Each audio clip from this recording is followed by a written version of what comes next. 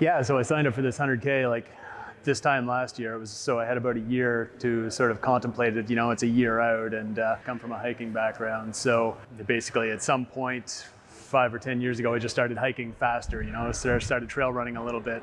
A year ago, I saw this. It was the first 100 miler in the province, and they also had a 100 kilometer option, and it was around Cape Chignecto. And I just loved the area, and I've been running a bit, so I thought, I'm gonna sign up, right? And got a year to prepare. That's lots of time. I'm a fit guy. Had the plan to get by mostly on CrossFit, cross training, right? So most people that are running an ultra marathon are sort of running that distance every week. Like a typical training plan would have you running 100 kilometers to get ready. 100 kilometers a week to get ready to run that 100 kilometers in one day. But I really had no interest in like that. Like it takes a lot of time. It's like repetitive stress, all that stuff, right? This year leading up to it, it was in August. I signed up for a couple of other events. I always do. There's a MEC series of 10K trail runs. I do those every year. It's just like something on the calendar. Like a lot of preparation went into it, just in terms of planning. You're running with a couple of liters of water and like an emergency kit, a jacket, just stuff that you might need, right? So in case you get lost, it is the wilderness. It worked out really well. The weather was perfect that day. It was cool. It was a bit of cloud cover, so I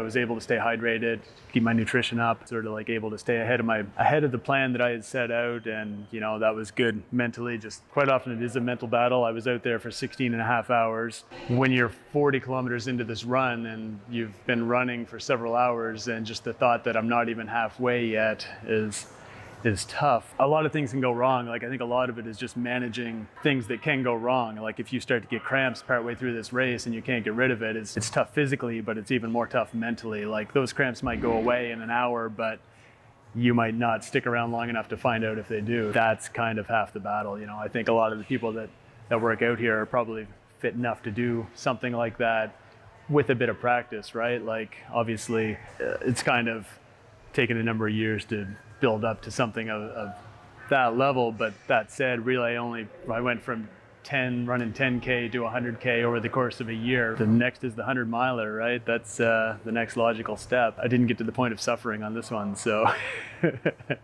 there's always something tougher.